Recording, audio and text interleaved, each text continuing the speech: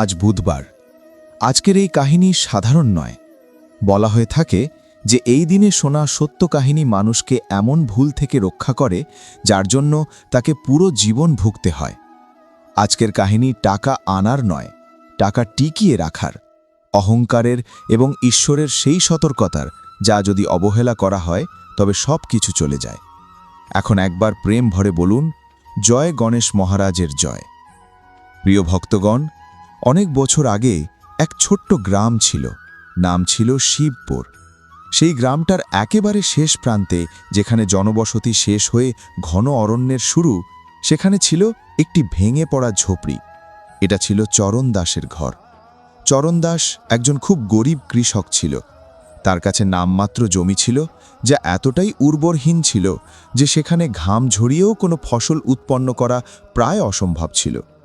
চরণ দাসের পরিবার ছিল খুব ছোট, কিন্তু তাদের দুঃখ দুর্দশা ছিল পাহাড়ের মতো বড়। তার পরিবারে ছিল তার স্ত্রী সিয়া দুলারি এবং একটি ছোট মেয়ে। দারিদ্রতা তাদের জীবন এমনভাবে নিয়ন্ত্রণ করেছিল যে তাদের দুবেলা খাবারের জন্যও সংগ্রাম করতে হতো। সিয়া দুলারি, যিনি একসময় তার সৌন্দর্যের জন্য পরিচিত ছিলেন, এখন দারিদ্রতা ও ক্ষুধার কারণে বয়সের আগেই বুড়ো হয়ে গিয়েছিলেন। তার পরনে যে শাড়ি ছিল তাতে এতগুলো ছেঁড়া ছিল যা গুণে বলা কঠিন ছিল। তবুও তিনি ভারতীয় নারীর সম্মান বজায় রেখে সেই ছেঁড়া শাড়িতে নিজেকে ঢাকার চেষ্টা করতেন। চরণ দাস ছিল খুব সরল ও পরিশ্রমী, কিন্তু যেন তার ভাগ্য তাকে ছেড়ে চলে গিয়েছিল। প্রতিদিন সকালে সূর্য ওঠার আগেই উঠে কাজের খোঁজে বেরিয়ে পড়ত। কখনো বড় জমিদারের মাঠে শ্রমিক হিসাবে কাজ চাইতে যেত, কখনো গ্রামের সর্দারদের কাছে ভারী কাজ করতে, কিন্তু প্রায়ই তাকে খালি হাতে ফিরে আসতে হতো। একদিন জ্যৈষ্ঠ মাস ছিল এবং আকাশ থেকে আগুন ঝরছিল। শিবপুর গ্রামে তীব্র খরা পড়েছিল। মানুষ এক ফোঁটা জল পেতে কষ্ট পাচ্ছিল।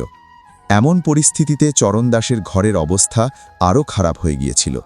গত দুদিন ধরে তাদের ঘরে উনুন জ্বলছিল না, মাটির পাত্রগুলো খালি পড়েছিল এবং ঘরে এক দানা চালও ছিল না। দুপুরবেলা ছিল, চরণ দাস একদম ক্লান্ত, শরীর ঘামে ভিজে তার ঝুপড়িতে ফিরে এলো।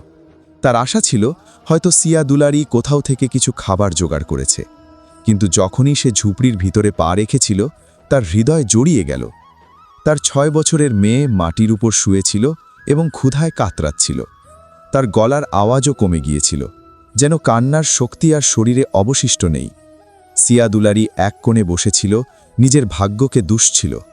চরণ দাস যখন খালি হাতে ফিরল, তখন সিয়ার চোখে থাকা শেষ অবধি আশা মুছে গেল। সে হতাশা এবং ক্ষোভে চিৎকার করে উঠল, খালি হাতে ফিরেছ? আমি তো বলেছিলাম শহরে গিয়ে অন্য কোনো কাজ খুঁজে নাও, কিন্তু তোমার তো এই খরা গ্রামেই টান আছে। দেখো তো তোমার মেয়ের কি অবস্থা। যদি আজকে একটাও খাবার না পেল তো এই মেয়ে মরেই যাবে চরণ দাস, মরেই যাবে। সিয়া দুলারির এই কথাগুলো চরণ দাসের হৃদয়ে যেন শীষ দিয়ে আঘাত করল। সে কিছু বলতে পারল না, শুধু তার শুকিয়ে যাওয়া এবং ফাটা হাত দিয়ে মুখ ঢেকে মাটিতে বসে পড়ল। নিজের অক্ষমতায় এতটাই ক্ষুব্ধ হয়ে উঠেছিল যে মনে হচ্ছিল পৃথিবীটা যেন ফেটে যায় আর সে তাতে প্রবাহিত হয়ে যায়। এক পিতার জন্য এর চেয়ে বড় দুঃখ আর কি হতে পারে, যে তার সন্তান ক্ষুধায় কাতরাচ্ছে এবং সে তার সন্তানকে এক টুকরো শুকনো রুটি পর্যন্ত দিতে পারছে না। এমন সময় তার মেয়ে, যার নাম তারা ভালোবাসা দিয়ে গুড়িয়া রেখেছিল, হামাগুড়ি দিয়ে সে বাবার কাছে চলে এলো। সে তার ছোট দুর্বল হাতগুলি চরণ দাসের হাঁটুর উপর রাখল এবং খুবই শ্লথভাবে বলল, বাপু, অনেক ক্ষুধা পেয়েছে, আজও কি আমরা শুধু জল খেয়ে ঘুমোব? গুড়িয়ার এই কথা শুনে চরণ দাসের ধৈর্যের বাঁধ ভেঙে গেল। তার চোখ দিয়ে অঝরে অশ্রু গড়িয়ে পড়ল। তিনি তার মেয়েকে জড়িয়ে ধরলেন এবং মনেই ঠিক করে ফেললেন যে এখন চাই নিজের প্রাণটাই বিক্রি করতে হোক, তিনি তার পরিবারকে না খেয়ে মরতে দেবেন না। সন্ধ্যা নামতে শুরু করেছে। চরণ দাস ঝুপড়ি থেকে বেরিয়ে শিবপুর গ্রামের পুরনো মন্দিরের দিকে রওনা দিলেন। এই মন্দিরটি ছিল শিবপুর গ্রামের বাইরের এক পুরনো বরগদ গাছের তলায়, যেখানে গণেশের মূর্তি প্রতিষ্ঠিত ছিল। গ্রামের মানুষজন বলতেন এই মন্দির খুবই শক্তিশালী। তবে চরণ দাস কখনো বেশি পুজো প্রার্থনায় মন দেয়নি। তার বিশ্বাস ছিল কাজই আসল পূজা। কিন্তু আজ যখন তার কাজও তাকে রুটি জোগাতে ব্যর্থ, তখন অন্য কোনো পথ না পেয়ে সে ঈশ্বরের শরণাপন্ন হওয়ার সিদ্ধান্ত নিল। মন্দিরের অবস্থা ছিল চরণ দাসের মতোই, দেওয়ালগুলো ভাঙা এবং মূর্তির ওপর জমে থাকা ধুলোর স্তর সাফ না করা। চরণদাস কাছের কুঁয়ো থেকে জল তুলে গণেশের মূর্তি পরিষ্কার করলেন। এরপর সে সেখানেই বসে হাত জোড় করে প্রার্থনা শুরু করলেন। তার কাছে দেবতাকে দেওয়ার কিছুই ছিল না, না ফুল, না মোদক, না কোনো দান। তার যা ছিল তা হলো তার চোখের জল আর একটি ভাঙা হৃদয়ের আর্তনাদ।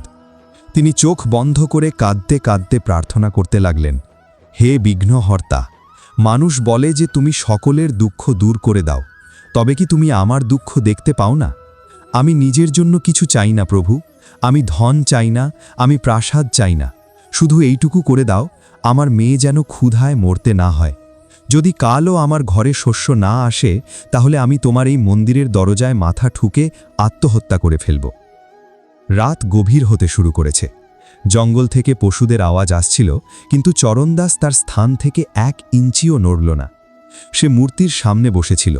ক্ষুধা ও তৃষ্ণায় তার শরীরও খারাপ হয়ে যাচ্ছিল, কিন্তু তার সংকল্প অটুট ছিল। ওই রাতেই যখন পুরো শিবপুর গ্রাম ঘুমাচ্ছিল, চরণদাসের ঝুপড়িতে সিয়াদুলারি এখনও জেগেছিলেন। তিনি তার মেয়ের মাথায় ভিজে কাপড় রাখছিলেন, কারণ ক্ষুধার কারণে মেয়েটির জ্বরে শরীর পুড়ছিল। সিয়াদুলারির চোখে আর জল ছিল না, কেবল শূন্য দৃষ্টিতে তাকিয়েছিলেন। হঠাৎ তিনি দরজার কাছে কোনো আওয়াজ শুনলেন। মনে হলো হয়তো চরণদাস ফিরে এসেছেন। তিনি এক সুমসাম কণ্ঠে বললেন, কে আছে? কিন্তু বাইরে থেকে কোনো উত্তর এলো না, শুধু বাতাসের শব্দ ভেসে এলো। সিয়াদুলারি ভেবেছিলেন হয়তো এটা তার মানসিক বিভ্রম, কিন্তু তারপর ঝুপড়ির ভাঙা দরজার কাছে তিনি একটা অদ্ভুত জ্বালানি আলো দেখতে পেলেন। এটা কোনো মোমবাতির আলো ছিল না, বরং সোনালি এক দীপ্তিময় আভা ছিল। এদিকে চরণদাসের সাধনা এক নতুন মোড় নিচ্ছিল। সে ক্ষুধা ও ক্লান্তির কারণে প্রায় অজ্ঞান হয়ে যাচ্ছিল, তবু এক অদ্ভুত অনুভূতি তাকে স্থির রেখেছিল।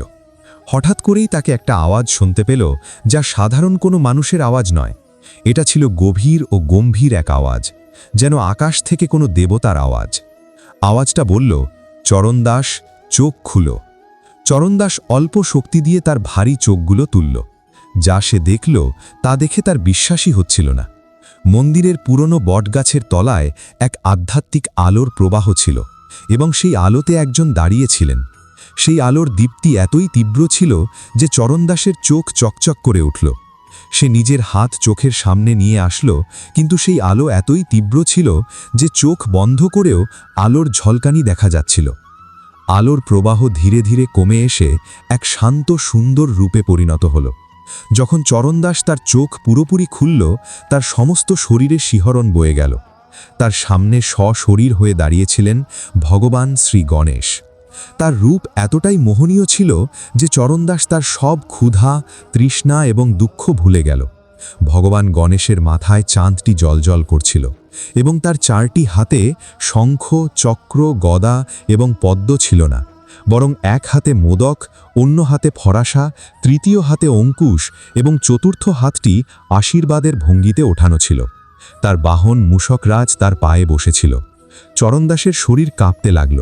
সে বুঝে উঠতে পারছিল না এটা স্বপ্ন নাকি বাস্তবতা। সে হোঁচট খেতে খেতে হাঁটু গেড়ে পড়ে গেল এবং তার মাথা মাটিতে ঠেকে দিল। গলা বন্ধ হয়ে গেছিল, মুখ থেকে কোনো শব্দ বেরোচ্ছিল না, শুধু চোখ দিয়ে অশ্রু ঝরছিল, যা ভগবান গণেশের পাদদেশ ধৌত করছিল। তখন ভগবান গণেশের গম্ভীর এবং স্নেহপূর্ণ আওয়াজ শোনা গেল, উঠো চরণদাস, আমি তোমার ভক্তি এবং ত্যাগে খুব আনন্দিত। তুমি কখনো নিজের জন্য কিছু চাইনি, এবং আজও যখন তুমি আমার কাছে এসেছ, তা শুধু নিজের ক্ষুধা মেটানোর জন্য নয়, বরং তোমার সন্তানের জীবন বাঁচানোর জন্য এসেছ। একটি পিতার এই ত্যাগ এবং একটি ভক্তের এই সহজ মনোভাব আমাকে তোমার কাছে টেনে এনেছে। চরণদাস কাঁপতে কাঁপতে হাত জোড় করে বলল, হে প্রভু, হে বিঘ্নহর্তা, আমি একটি তুচ্ছ প্রাণী। আমি জীবনভর কোনো বড় পুজো, কোনো বড় আচার অনুষ্ঠানও পালন করিনি। তারপরেও আপনি আমার মতো পাপীকে সামনে এসে দাঁড়িয়েছেন। আমি ধন্য প্রভু, আমি ধন্য। ভগবান গণেশ হাসলেন এবং বললেন, চরণদাস, পুজো শুধু মন্ত্র পড়া এবং বাহ্যিক আচার অনুষ্ঠান দিয়ে হয় না। সত্যিকারের কর্ম এবং অন্যদের প্রতি দয়া ভাবটাই সবচেয়ে বড় পুজো। তুমি তোমার দারিদ্র্যেও কখনো কারো মঙ্গল কামনা করনি, নিজের পরিশ্রমে বিশ্বাস রেখেছ, কিন্তু তোমার পূর্বজন্মের কিছু কর্ম ছিল যার ফল তোমাকে এই দারিদ্র্যের মাধ্যমে ভোগ করতে হয়েছিল। এখন সেই সময় শেষ হয়ে গেছে।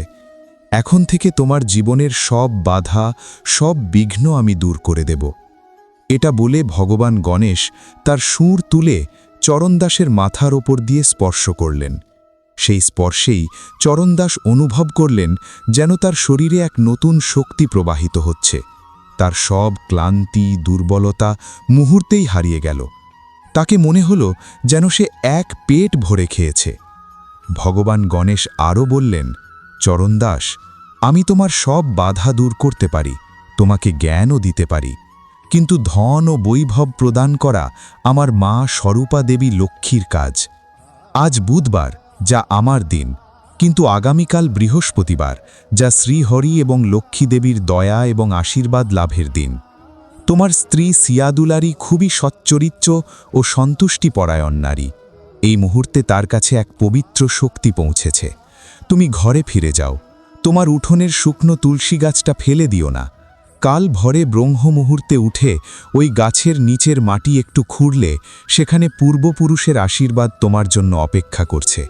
তবে মনে রেখো চরণদাস, ধন আসলে ধর্ম ভুলো না, আর সুখ আসলে অতীত ভুলো না। এটি বলে সেই আধ্যাত্মিক আলোর প্রক্ষেপণ ধীরে ধীরে কমে আসতে লাগল এবং হঠাৎ করেই ভগবান গণেশ অদৃশ্য হয়ে গেলেন। চরণদাস কিছু সময় সেখানে চুপ করে বসে রইলেন।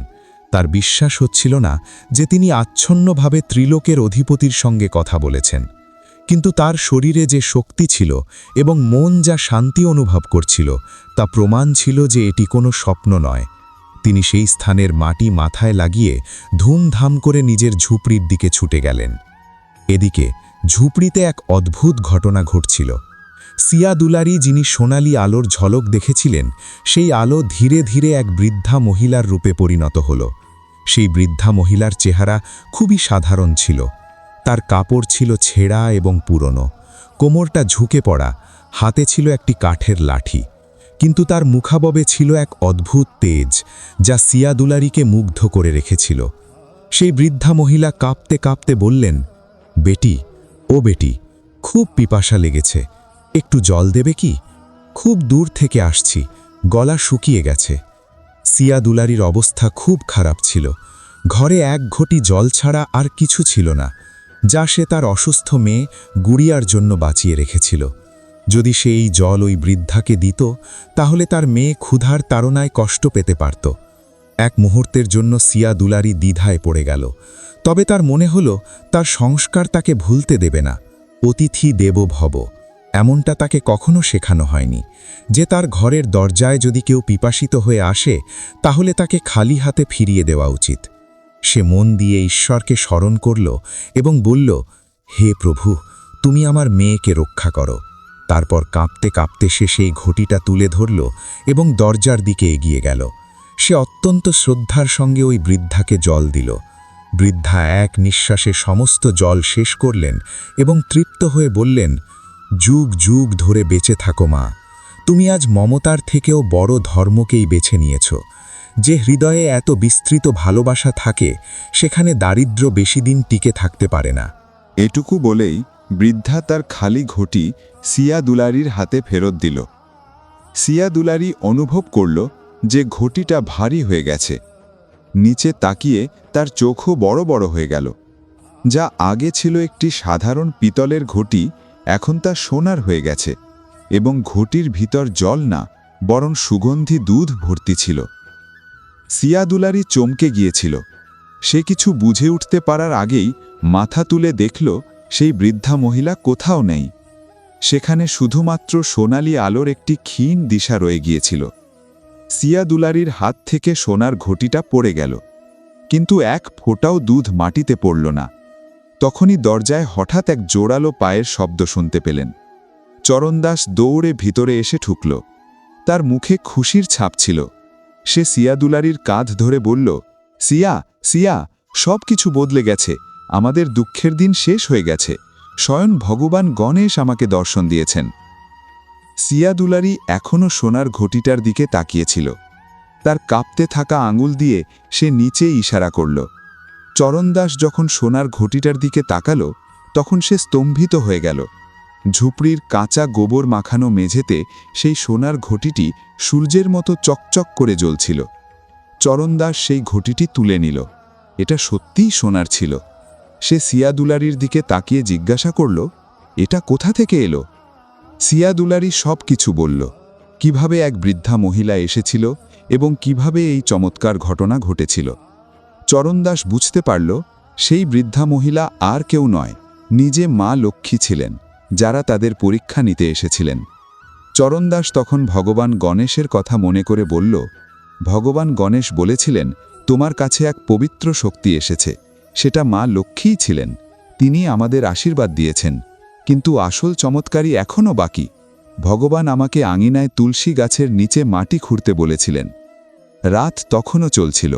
দুজনের চোখে আর এক ফোঁটা ঘুম ছিল না। মেয়ে গুড়িয়া এখনও ঘুমাচ্ছিল। এখন তার মুখে আর যন্ত্রণার ছাপ ছিল না, বরং শান্তির এক বিশেষ অনুভূতি ছিল। হয়তো সেই পবিত্র দুধের বন্ধ তার অসুস্থতা কিছুটা কমিয়ে দিয়েছে। চরণদাস এবং সিয়া দুলারি সেই দুধ গুড়িয়াকে খাওয়ালেন।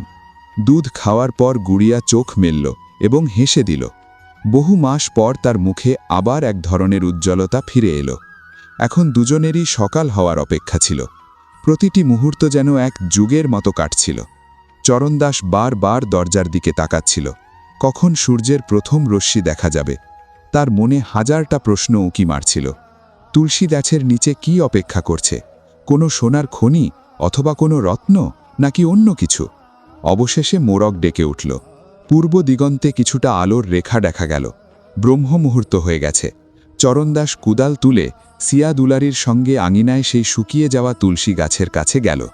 এই গাছটি কয়েক মাস আগে জল না পেয়ে শুকিয়ে গিয়েছিল।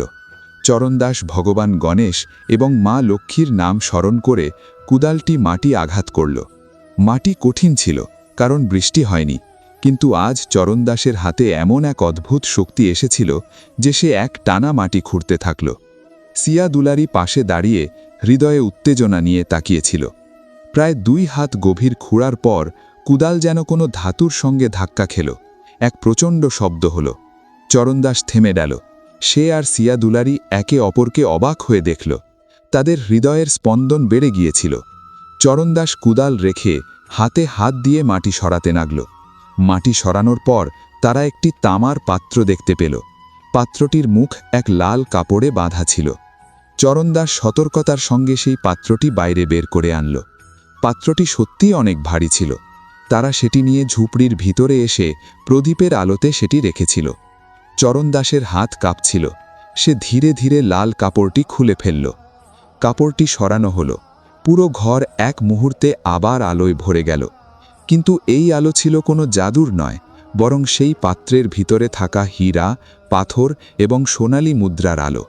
পাত্রটি সম্পূর্ণরূপে ধনদৌলতে ভরা ছিল। সিয়া দুলারি তার মুখ ঢেকে ফেললেন। তারা দুজনেই এতটাই গরিব ছিলেন যে আজ পর্যন্ত একসঙ্গে 10টি রূপার মুদ্রাও দেখেননি, আর আজ তাদের সামনে ছিল অঢেল সম্পদ। তবে পাত্রটির ওপর একটি তারের পাতা দিয়ে আচ্ছাদিত একটি পত্র ছিল, যার উপর কিছু লেখা ছিল। চরণদাস পত্রটি তুলে নিল। তাতে লাল সেবনে লেখা ছিল, এই ধন তোমার এবং তোমার পরিবারের সুখের জন্য।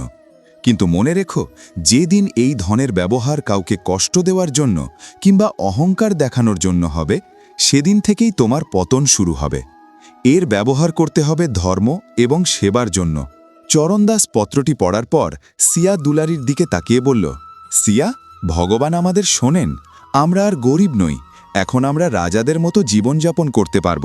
তবে এটা শুধু শুরু। ভগবান গণেশ এবং মা লক্ষ্মীর খেলা এখনও শুরু হয়নি। এটি চরণদাসের জন্য আশীর্বাদ হবে নাকি অভিশাপ, তা ভবিষ্যতই বলবে। সকাল হলে এই খবরটি দ্রুত শিবপুর গ্রামে ছড়িয়ে পড়বে। যে গরিব কৃষক গ্রামের শেষ প্রান্তে থাকত, আজ সেই গ্রামের সবচেয়ে ধনী মানুষ হয়ে উঠেছে। চরণদাস সিয়া দুলারিকে বলল, সিয়া, ভগবান আমাদের এই ধন দিয়েছেন, কিন্তু আমাদের মাথা গরম করা উচিত নয়। এখন কাউকে কিছু বলো না। আমি বাজারে গিয়ে কিছু খাবার কিনে আনব এবং গুড়িয়ার জন্য ওষুধ ও কাপড়ও আনব। পেটের খিদে মেটানো দরকার। চরণদাস তার পুরনো ছেঁড়া ধুতি পরে এবং কাঁধে এক পুরানো গামছা ঝুলিয়ে বাজারের দিকে বেরিয়ে পড়ল। আজ তার পকেটে 1 পয়সাও ছিল না, তবে পাত্র থেকে বের করা একটি সোনালী মুদ্রা তার কোমরে শক্ত করে বাঁধা ছিল। সে গ্রামের সবচেয়ে বড় সর্দার লালা ধনীরামের দোকানে গেল। লালা ধনীরাম ছিল এক দুর্দান্ত লোভী এবং অহংকারী লোক। গতকালই সে চরণদাসকে দোকান থেকে ঠেলে বের করে দিয়েছিল। যতক্ষণে চরণদাস দোকানের সিঁড়ি দিয়ে উঠছিল, লালা ধনীরাম তাকে দূর থেকে দেখতে পেয়ে চিৎকার করে উঠল, হে চরণদাস, আবার এসে পড়েছ? আবার কি ঋণ চাইতে এসেছ? কালই তো বলেছিলাম যতক্ষণ না পুরানো দেনা শোধ করবে এক কণাও ভাত পাবে না। চল এখান থেকে চলে যা, পুঁজি নষ্ট করিস না। আজ চরণদাস কোনোভাবে ভয় পায়নি। তার দৃষ্টি ছিল দৃঢ়, তার মুখে এক অদ্ভুত আত্মবিশ্বাস ছিল। সে চুপচাপ দোকানের কাউন্টারের কাছে গিয়ে কোমর থেকে সোনালী মুদ্রাটি বের করে লালা ধনীরামের সামনে কাঠের কাউন্টারে রাখল। মুদ্রার আওয়াজে লালা ধনীরামের চোখ কেমন ঝিলমিল করে উঠল। সে মুদ্রাটি তুলে নিল, একে উল্টে পাল্টে দেখল, ঠোঁটে চেপে পরখ করল। এটি ছিল আসল সোনা, পুরনো যুগের, যার দাম আজকের সোনার তুলনায় অনেক বেশি। লালা ধনীরাম আচমকাই বদলে গেল। যে লালা গতকাল তাকে দোকান থেকে বের করে দিয়েছিল, সে আজ নিজে উঠে এসে হাত জোড় করে বলল, চরণদাস ভাই, তুমি তো ভুল বুঝে গেছো, আমি তো কেবল মজে করছিলাম। এসো এসো, চলো ভিতরে বসো। চরণদাস, বলো কি সেবা করতে পারি? চরণদাস মনে মনে ভাবল, এই সম্মানটা আমার নয়, বরং আমার কোমরের মধ্যে রাখা সোনালী মুদ্রার জন্য। সে শান্ত মনে বলল, লালাজি, আমাকে আমার বাড়ির জন্য কিছু খাদ্যদ্রব্য লাগবে, চাল, ডাল, ঘি, আটা, গুড়, আর আমার মেয়ের জন্য নতুন কিছু কাপড়। আর হ্যাঁ, আমার পুরনো ঋণটুকু কাটিয়ে যা বাকি টাকা হবে তা আমাকে দিয়ে দিন। লালা তৎক্ষণাৎ তার দাসদের ডাকল। কয়েক মুহূর্তে চরণদাসের সামনে জিনিসপত্রের ঢার জমে গেল। যে চরণদাসকে গতকাল সবাই তুচ্ছতাচ্ছিল্য করেছিল, আজ সেই চরণদাসকে সবাই অবাক হয়ে দেখছিল। চরণদাস একে একে সেসব জিনিস নিজের কাঁধে তুলে নিল। লালা বলল, আমার দাস পাঠিয়ে দেব, কিন্তু চরণদাস সায় দিল না। সে চেয়েছিল যেন তার নিজের ভূমি এবং তার আসল অবস্থান মনে থাকে। যখন সে বাড়ি ফিরল, সিয়া দুলারি দেখল তার স্বামী অনেক মালপত্র নিয়ে এসেছে। সেই দিন বহুদিন পর তাদের বাড়িতে পূর্ণ পেটের খাবার তৈরি হলো। পুরি তৈরির গন্ধ যখন উড়ল, তখন আশেপাশের প্রতিবেশীরাও বুঝে গেল আজ চরণদাসের বাড়িতে যেন উৎসবের পরিবেশ। গুড়িয়া পেট ভরে খাওয়ার পর নতুন কাপড় পরিধান করে এক রাজকন্যার মতো লাগছিল। বিকেল হতে না হতে পুরো শিবপুর গ্রামে খবরটি ছড়িয়ে পড়ল, চরণদাস কোথা থেকে খাজানা পেয়েছে। লোকজন নানা রকম গুঞ্জন করতে শুরু করল। কেউ বলল সে চুরি করেছে, কেউ বলল তার ওপর কোনো জিনের আশীর্বাদ রয়েছে। কিন্তু চরণদাস সেসব কথার কোনো মাথামুন্ডু খুঁজল না। তার মনে ছিল ভগবান গণেশের কথা এবং সেই সতর্কমূলক পত্রটি। পরবর্তী দিনেই চরণদাস প্রথম কাজটি করলেন, তিনি গ্রামের শ্রমিকদের ডেকে এনে পুরনো গণেশ মন্দিরের মেরামত শুরু করলেন। নিজে দাঁড়িয়ে থেকে মন্দিরের দেওয়ালগুলি মজবুত করালেন, সেগুলোর রং রোগন করালেন এবং পুরো আচার অনুষ্ঠান মেনে ভগবান গণেশের পূজা করালেন। শুধু তাই নয়, তিনি পুরো গ্রামকে এক বিশাল ভোজের নিমন্ত্রণ দিলেন। শিবপুরে এর আগে কখনো এমন ভোজের আয়োজন হয়নি। ধনী থেকে গরিব সবাই একসঙ্গে বসে খাবার খেল। চরণদাস এবং সিয়াদুলারি নিজে হাতে সবাইকে খাবার পরিবেশন করলেন। যে মানুষগুলো কাল পর্যন্ত তাকে তাচ্ছিল্য করত, আজ তারা সবাই তার প্রশংসায় মুখর। এক বৃদ্ধ ব্রাহ্মণ খাবার খাওয়ার পরে চরণদাসের মাথায় হাত রেখে বললেন, বেটা, লক্ষ্মী অনেকের কাছে আসে, কিন্তু লক্ষ্মীকে ধারণ করা সব মানুষের পক্ষে সম্ভব নয়। তুমি যখন ধন পেলে, প্রথমে তুমি ভগবানের মন্দির মেরামত করলে এবং ক্ষুধার্তদের খাবার খাওয়ালে। তোমার এই ধন দিন দিন বাড়বে, রাতের বেলা তা দ্বিগুণ হবে। সময় যত গড়াতে লাগল, চরণদাস তার বেকার জমির আশপাশের ক্ষেতগুলোই কিনে ফেললেন। ভালো বীজ এবং সার ব্যবহার করতে লাগলেন, খালের ব্যবস্থা করলেন এবং ভগবানের কৃপায় দেখলেন যে জমিতে একসময় ঘাসও ফলত না, সেখানে এখন সোনার ফলন হচ্ছে। তার ফসলগুলি সমৃদ্ধ হয়ে উঠল। এখন আর চরণদাস ঝুঁপড়িতে থাকতেন না। তিনি গ্রামটির মাঝখানে একটি পাকা বাড়ি বানালেন। তার নিজের গরু ছাগল ছিল, কাজের জন্য ছিল কর্মচারী। সিয়াদুলারির পরনে এখন ফাটা শাড়ি ছিল না, বরং সে পরতেন এক সুন্দর বানারসি শাড়ি এবং গলায় সোনালি গহনা। কিন্তু এই সমস্ত ধনের মাঝে একটি জিনিস ধীরে ধীরে পরিবর্তন হতে শুরু করেছিল। প্রথম দিকে চরণদাস প্রতিটি কাজই ভগবানের নাম নিয়ে শুরু করতেন।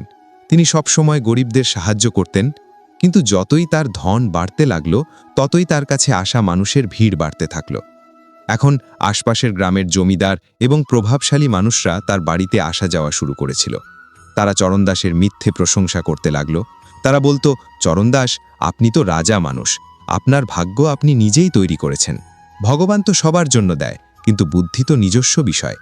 ধীরে ধীরে মিষ্টি বিষের মতো এই কথাগুলো চরণদাসের মনে গভীরভাবে প্রবেশ করল। সে ভাবতে শুরু করল, হয়তো এটা তার নিজের পরিশ্রমের ফল। সে ভুলে যেতে লাগল যে একসময় সে কিভাবে ক্ষুধার যন্ত্রণায় কষ্ট পাচ্ছিল এবং কিভাবে ভগবান গণেশ তাকে সেই ধন দিয়েছিলেন। একদিন শিবপুরে এক বিশাল মেলা বসেছিল।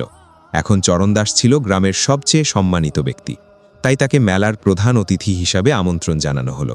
সে একটি সজ্জিত গরুর গাড়িতে চড়ে মেলায় পৌঁছালো। লোকজন ফুলের মালা নিয়ে তার স্বাগত জানাচ্ছিল। সেই ভিড়ে ছিল তার পুরনো বন্ধু দীনা। দীনা এবং চরণদাস ছোটবেলায় একসাথে খেলেছে এবং দারিদ্র্যের সময় দীনা অনেকবার চরণদাসকে নিজের রুটি ভাগ করে খাইয়েছিল। দীনা এখনও গরিব ছিল, কিন্তু আজ তার প্রিয় বন্ধু বড় মানুষ হয়ে উঠেছে। সে খুশিতে অশ্রু ফেলে। দীনা ভিড় ঠেলে এগিয়ে এসে তার পুরনো বন্ধু চরণদাসের গরুর গাড়ির কাছে গিয়ে দেখে বলল, চরণদাস, চরণদাস। চরণদাস ঘুরে তাকালো। সে দীনাকে চিনতে পারল। দীনার ছেঁড়া কাপড় আর ধুলিমাখা মুখ দেখে এক মুহূর্তের জন্য চরণদাসের মনে পুরনো সম্পর্কের স্মৃতি ফিরে এলো। কিন্তু ঠিক তখনই সে লক্ষ্য করল তার চারপাশে অন্য গ্রামগুলোর বড় জমিদাররা দাঁড়িয়ে তার দিকে তাকিয়ে আছে। চরণদাসের মনে অহংকারের এক কালো ছায়া পড়ল। সে ভাবল, যদি আমি এই ভিখারি মতো দেখতে লোকটিকে আলিঙ্গন করি, তাহলে এই সব রইসদের সামনে আমার সম্মানটা কি থাকবে? চরণদাস দীনাকে চিনতে অস্বীকার করল। সে তার দেহরক্ষীকে বলল, একে সরাও, জানি না কে এটা, মাথা উঁচু করে চলে আসছে। দীনা অবাক হয়ে দাঁড়িয়ে রইল। দীনা তার কানে বিশ্বাস করতে পারছিল না। চরণদাসের দেহরক্ষী দীনাকে ধাক্কা দিয়ে পিছনে ফেলে দিল। দীনা মাটিতে পড়ে গেল, কিন্তু তার শরীরে কোনো আঘাত লাগেনি। সোজা বলতে গেলে আঘাতটা তার হৃদয়ে লেগেছিল। সে যখন চলে যাচ্ছিল, চরণদাসের গাড়ি তাকিয়ে দেখল এবং তার চোখে অশ্রু চলে এলো। মনেই বলল, চরণদাস, ধন তোমার দরিদ্রতা দূর করেছে, কিন্তু মনে হয় তোমার স্মৃতিশক্তি এবং মানবিকতা দুটোই নষ্ট করে দিয়েছে। এটি ছিল চরণদাসের পতনের প্রথম পদক্ষেপ। সে ভুলে গিয়েছিল যে সেই ধন পাওয়ার সময় তাকে একটি সতর্কতাও দেওয়া হয়েছিল, যেদিন অহংকার আসবে সেদিন থেকে তোমার পতন শুরু হবে। চরণদাস বাড়ি ফিরে এসেছিল, তবে তাকে নিজের এই কাজের জন্য কোনো অনুশোচনা ছিল না, বরং সে মনে করেছিল সে তার রুচি বজায় রেখেছে। সে ওই রাতে প্রথমবারের মতো মন্দিরে গিয়ে প্রদীপ জ্বালালো না। সে ভাবল, এখন আমি এতটা সক্ষম, প্রতিদিন ভগবানকে কি চাইতে হবে? এখন তো আমি নিজেই এত ক্ষমতাশালী, আর প্রতিদিন কেন ভিক্ষা চাইতে যাব? অন্যদিকে তার মেয়ে গুড়িয়া এখন বড় হচ্ছিল। সে খুবই ভালো মনের এবং জ্ঞানী হয়ে উঠছিল। তার বাবার পরিবর্তিত আচরণ তাকে বেশ চিন্তায় ফেলেছিল। সে একাধিকবার তার মা সিয়া দুলারিকে বলেছিল, মা, বাবা এখন আর আগের মতো নেই, এখন আর গরিবদের সঙ্গে কথা বলেন না।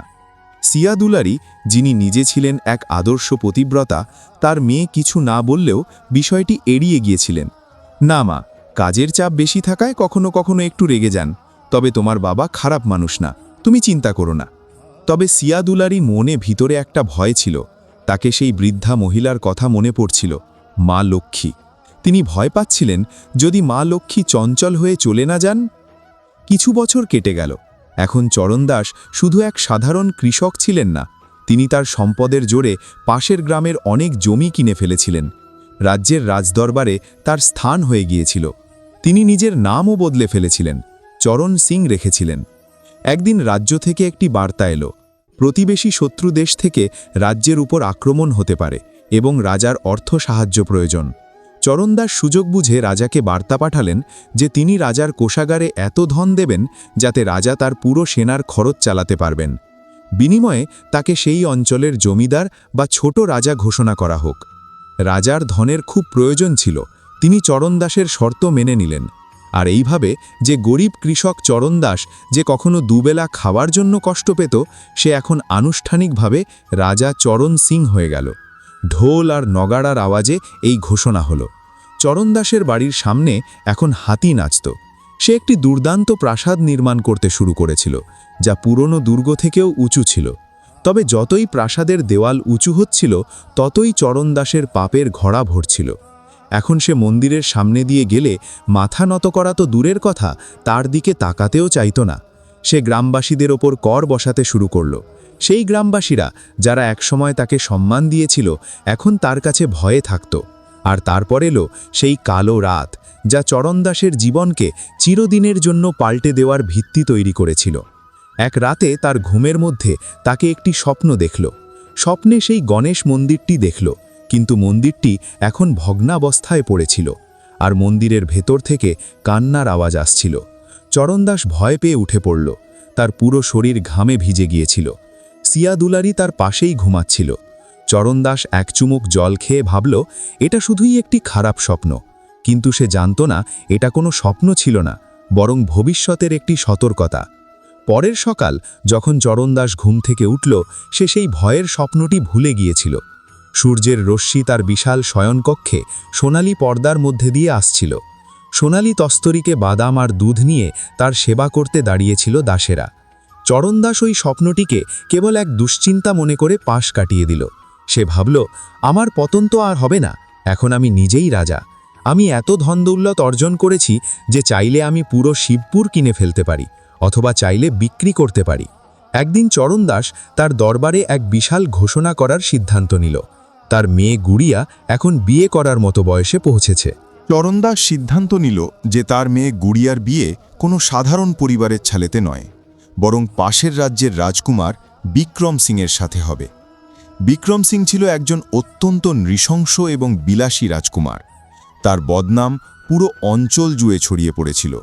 লোকেরা বলতো বিক্রম সিংয়ের কাছে নারীরা শুধু উপভোগের বস্তু, এবং সে তার জনগণের ওপর ব্যাপক অত্যাচার চালায়। কিন্তু চরণদাস এসব কথার প্রতি কোনো মনোযোগ দিল না। তার মনে হয়েছিল যদি তার মেয়ে এই রাজবংশের সঙ্গে বিয়ে করে তাহলে তার সম্মান আরও বাড়বে, তার শক্তি আরও বাড়বে। একদিন দুপুরবেলা যখন চরণদাস সিয়া দুলারি এবং গুড়িয়াকে এই খবর দিল, তখন যেন আকাশ থেকে বজ্রপাত হলো। সিয়া দুলারি ভয় ও আতঙ্কের সঙ্গে বলল, স্বামী, আপনি কি ঠিক আছেন? সেই রাজকুমার বিক্রম তো এক ভয়ঙ্কর চরিত্রের মানুষ। তার বদনাম পুরো আর্যাবর্তে ছড়িয়েছে। আমাদের গুড়িয়া, যেটা ফুলের মতো কোমল, কিভাবে সেই দানবের সঙ্গে সংসার করবে? আমরা টাকা চাই না, আমাদের মেয়ে যেন সুখে থাকে। কেন আমাদের গ্রামের কোনো ভালো পরিবারে তার বিয়ে দিই না? এ কথা শুনে চরণদাসের মুখ রাগে লাল হয়ে গেল। সে তার দাড়ি টেনে নিয়ে তীক্ষ্ণ কণ্ঠে বলল, সিয়া, তোমার মুখ বন্ধ রাখো। তুমি এখনও সেই পুরানো গায়ের গাদা নারী রয়ে গেছ। রাজনীতি এবং শাসন প্রশাসনের কি বুঝবে? রাজকুমার বিক্রমের সঙ্গে সম্পর্ক স্থাপন করলে আমাদের বংশ চিরকাল অমর হয়ে যাবে। আর গুড়িয়ার সুখের কথা যদি বলো, তাকে সেখানে রানী বানিয়ে রাখা হবে। সে থাকবে সোনালী গহনায় সজ্জিত। আর এর চেয়ে বড় সুখ কি হতে পারে? গুড়িয়া, যিনি এখন পর্যন্ত চুপচাপ মাথা নিচু করে দাঁড়িয়েছিল, প্রথমবারের মতো সাহস করে তার বাবা চরণদাসের চোখে চোখ রেখে তাকালো। তার চোখে অশ্রু ছিল, কিন্তু কণ্ঠে ছিল এক দৃঢ়তা। সে বলল, বাবা, আমি সোনার প্রাসাদে থাকতে চাই না। আমি সেই ধন চাই না যা আমার আত্মসম্মানকে কিনে ফেলতে পারে। আমি ছোটবেলা থেকেই দেখেছি কিভাবে আমরা গরিব থাকার পরেও সুখী ছিলাম, কারণ আমাদের মধ্যে ছিল ভালোবাসা। কিন্তু আজ এই প্রাসাদে সব কিছু আছে, শুধু ভালোবাসা নেই। আপনি বদলে গেছেন বাবা। আপনি সেই চরণদাস আর নেই যে নিজের মেয়েকে বাঁচানোর জন্য ভগবানের সামনে কান্না করতেন। মেয়ের এই কথা চরণদাসের অহংকারকে গভীরভাবে আঘাত করল। মনে হলো কেউ যেন তার গালে থাপ্পড় মেরেছে। কিন্তু আক্রোশের বদলে তার ভেতরের অহংকার আরও বাড়ল।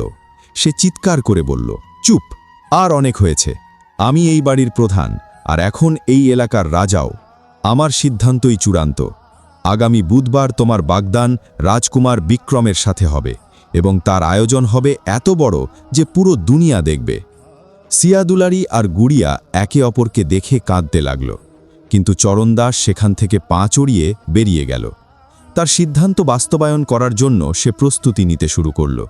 তার প্রাসাদের নির্মাণ কাজ পরিদর্শন করতে গিয়ে সে দেখল প্রাসাদটি গ্রামটির সবচেয়ে উঁচু জায়গায় তৈরি হচ্ছে।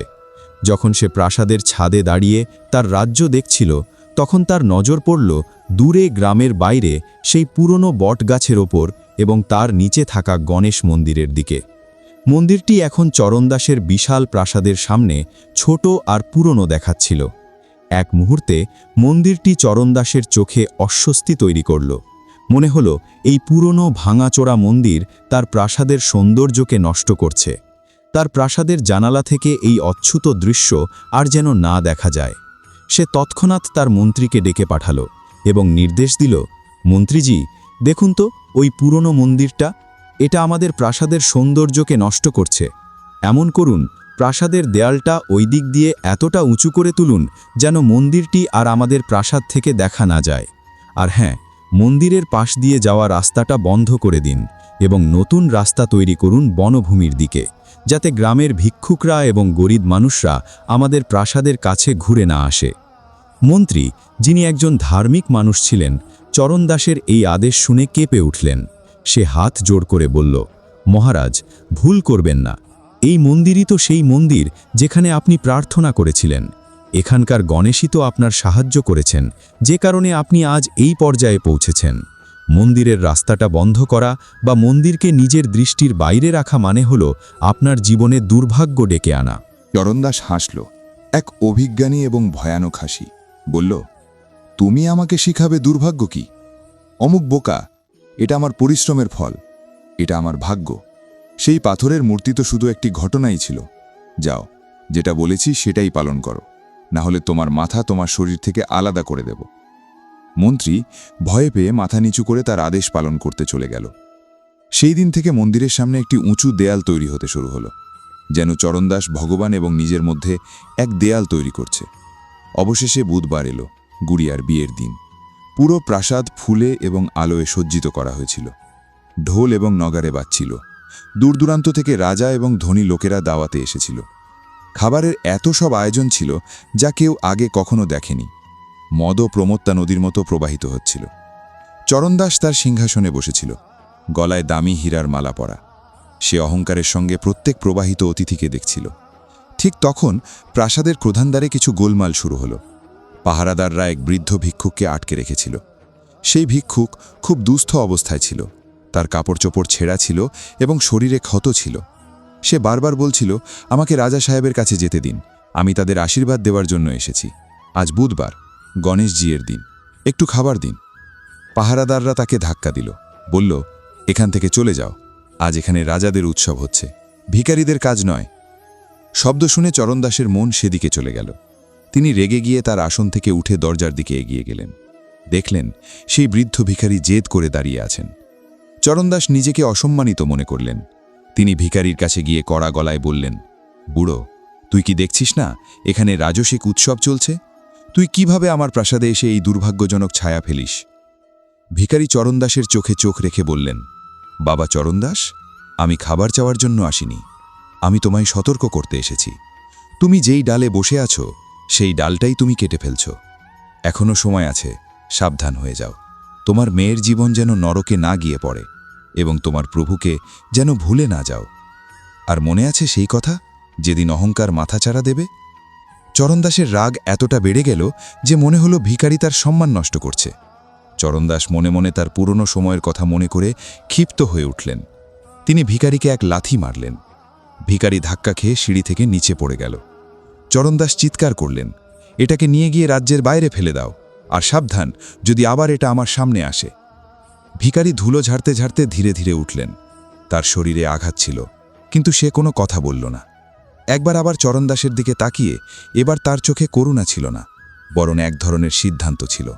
তিনি শুধু বললেন, যেমন কর্ম তেমন ফল।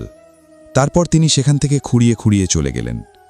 ভিখারি চলে যাওয়ার পর হঠাৎ করে আবহাওয়া পরিবর্তন হতে লাগল। এতক্ষণ অবধি আকাশ ছিল পরিষ্কার, কিন্তু হঠাৎ করে কালো মেঘে পুরো শিবপুর ঘিরে ফেলল। বাতাস তীব্র হতে লাগল। মহলের সাজানো পর্দাগুলি বাতাসে ফরফর করতে লাগল। মোমবাতিগুলি নিভে যেতে লাগল। রাজকুমার বিক্রম সিং তার বিয়ের আসর নিয়ে যখন মহলের দরজায় পৌঁছেছিলেন, ঠিক তখনই আকাশে একটি ভীষণ বজ্রপাত হল। এত তীব্র শব্দ হল যে মহলের বুনিয়াদ পর্যন্ত কেঁপে উঠল। হাতি এবং ঘোড়াগুলোর মধ্যে ভীষণ উত্তেজনা সৃষ্টি হল। ভিতরে সিয়াদুলারি এবং গুড়িয়া তাদের ঘরে ছিল। গুড়িয়া বিয়ের সাজে বসে কাঁদছিল। তখন সিয়াদুলারি জানালার দিকে তাকিয়ে বাইরে দেখল। সে দেখতে পেল যে যেখানে সেই ভিখারি গিয়েছিল সেদিক থেকে একটি অদ্ভুত লাল আলো ঝলমল করছে। সিয়াদুলারি বুক ধাক্কা দিয়ে উঠল। তাকে মনে পড়ে গেল সেই পুরনো রাত, যখন মা লক্ষ্মী বৃদ্ধার রূপে এসেছিলেন। সে গুড়িয়ার হাত ধরল এবং বলল, সোনামা, মনে হচ্ছে আজ কিছু খুব খারাপ হতে যাচ্ছে। তোমার বাবা নিশ্চয়ই কোনো মহাপাপ করেছেন। আজ বুধবার, আর আজকের দিনেই তাকে কোনো ভিখারিকে খালি হাতে ফিরিয়ে দেওয়া উচিত হয়নি। বাইরে মণ্ডপে হুড়োহুড়ি শুরু হয়ে গিয়েছিল। তীব্র বাতাসের কারণে মণ্ডপের একটি খুঁটি ভেঙে পড়ে ঠিক সেই জায়গায় যেখানে রাজকুমার বিক্রম বসতে যাচ্ছিলেন। বিক্রম অবশ্য অল্পের জন্য বেঁচে যায়, কিন্তু তার রাজমুকুট মাটিতে পড়ে যায়। এটা অশুভ লক্ষণ বলে মনে করা হয়। বিক্রমের বাবা, যে পাশের রাজ্যের রাজা ছিলেন, দাঁড়িয়ে গিয়ে বললেন, চরণ সিং, এটা কেমন স্বাগতম? তোমার রাজ্যে পা রাখতেই প্রকৃতি ক্ষুব্ধ হয়ে উঠল। মনে হচ্ছে তোমার বাড়িতে দেবতার আশীর্বাদ নেই। চরণ দাস, যে নিজেই চিন্তিত ছিল, সম্মান বাঁচানোর জন্য হাসির অভিনয় করতে লাগল। বলল, ও মহারাজ, এটা তো শুধু আবহাওয়ার খেলা। দেবতা তো আমার উপর দয়া করছে, তাতেই তো আমি আজ এখানে আছি। আপনি বসুন, আমি সব কিছু ঠিক করে দিচ্ছি। কিন্তু পরিস্থিতি নিয়ন্ত্রণ হারাতে শুরু করল। ধ্বংসের চক্র তখনই ঘুরে উঠেছিল। চরণ দাস যে ভিখারিকে মারার চেষ্টা করেছিল, প্রকৃতপক্ষে সে নিজের ভাগ্যের ওপর আঘাত হানল। তখন একটি সৈন্য দৌড়ে এসে দরবারে প্রবেশ করল। সে এতটাই হাঁপাচ্ছিল যে ঠিকমতো কথা বলতে পারছিল না। সে চরণ দাসের পায়ে পড়ে বলল, মহারাজ, বিপদ ঘটেছে মহারাজ। চরণ দাস অবাক হয়ে জিজ্ঞেস করলেন, কি হয়েছে? কেন কাঁদছ? সৈন্য কাঁপতে কাঁপতে বলল, মহারাজ, আপনার গোদামের সব অন্ন দানাতে আগুন লেগে গেছে, আর সে আগুন জল দিয়েও নিভছে না। এমন মনে হচ্ছে যেন অন্ন নিজেই পুড়ে যাচ্ছে। চরণ দাসের পা তলায় মাটি সরে গেল। তার গোদামগুলোতে লক্ষ লক্ষ মণ শস্য ছিল, যা তার অমূল্য সম্পত্তির একটি বিশাল অংশ। তিনি এখনও এই ধাক্কা সামলে উঠতে পারেননি, যে সময় আরেকটি সৈন্য দৌড়ে এসে হাজির হল। মহারাজ, আপনার রাজকীয় গোশালা, সেই বিশাল গরুর খামারের দেওয়াল পড়ে গেছে, আর সমস্ত গরু বনমহলে চলে গেছে। কেউ তাদের আটকাতে পারছে না। একের পর এক খারাপ খবর আসতে লাগল। যেখানে আনন্দের আয়োজন ছিল, সেখানে শোকের ছায়া পড়তে শুরু করল। অতিথিরা ছড়িয়ে পড়তে লাগল। রাজকুমার বিক্রমও তার পিতাকে বললেন, পিতাজি, এখানে থাকা বিপদের থেকে মুক্ত নয়। এই জায়গা যেন অভিশপ্ত মনে হচ্ছে। চরণ দাস মাঝখানে দাঁড়িয়ে চিৎকার করছিল, থামো, কেউ কোথাও যাবে না। এটা সব এক রকমের সঙ্গত ঘটনা। আমার কাছে প্রচুর টাকা রয়েছে, সবকিছু আবার কিনে ফেলব। কিন্তু তার গলা ঝড়ের শব্দে চাপা পড়ে গেল, এবং ঠিক সেই ঝড়ের মাঝে এক অসহ্য চিৎকার শোনা গেল, যা চরণ দাসের রক্ত জমিয়ে দিল। সেই চিৎকারটি মহলের ভেতর থেকে এসেছিল। তা ছিল সিয়া দুলারির চিৎকার। চরণ দাস দিশাহীন হয়ে হুড়মুড় করে সিয়ার ঘরের দিকে দৌড়ালেন। তার পেছনে কয়েকজন মন্ত্রী ও সেবকও ছুটে চলেছিল। যখন সে সিয়া দুলারির কক্ষে পৌঁছাল, তখন যা দেখল তাতে তার পা তলায় মাটি সরে গেল। তীব্র বাতাসের কারণে কক্ষের বড় জানালা ভেঙে ভিতরে পড়ে গিয়েছিল, আর সঙ্গে সঙ্গে ছাদও ধসে পড়েছিল। মাটিতে তার কন্যা গুড়িয়া অসুস্থভাবে পড়েছিল। সিয়া দুলারি তার পাশে বসে বুক চাপড়াতে চাপড়াতে কাঁদছিল। চরণ দাস ভয়ে ভয়ে গুড়িয়াকে তুলে ধরল। গুড়িয়া, চোখ খোলো, সে চিৎকার করে বলল। ভাগ্য ভালো যে ধ্বংসস্তূপটি গুড়িয়ার ওপর পড়েনি, তবে সে ভয়ে অজ্ঞান হয়ে গিয়েছিল। তার মাথায় আঘাত লেগে রক্ত পড়ছিল। রাজ চিকিৎসককে তাড়াতাড়ি ডাকা হলো। এই সময় বাইরে মণ্ডপে দাঁড়িয়ে রাজকুমার বিক্রম সিং এবং তার বাবা সব কিছু দেখছিলেন। বিক্রম সিং, যিনি আগে থেকেই এখান থেকে চলে যাওয়ার জন্য প্রস্তুত ছিলেন, এখন ক্রুদ্ধ হয়ে উঠলেন। তিনি ভিতরে এসে চরণ দাসকে দেখে জোরে বললেন, চরণ সিং, আমরা শুনেছিলাম তোমার অনেক টাকা পয়সা আছে, কিন্তু জানতাম না যে তুমি এক অভিশপ্ত মানুষ। যেই ঘরে মেয়ের বিয়ের দিন এমন অশুভ ঘটনা ঘটে, সেখানে আমরা সম্পর্ক স্থাপন করতে পারি না। চরণ দাস তার অজ্ঞান মেয়ে গুড়িয়াকে ছেড়ে বিক্রম সিংয়ের পা ধরে পড়ে গেল। তার অহংকার এখনো ভাঙেনি, সে শুধু তার সম্মান হারানোর ভয় পাচ্ছিল। মিনতি করে বলল, না রাজকুমার, এমন কিছু বলবেন না।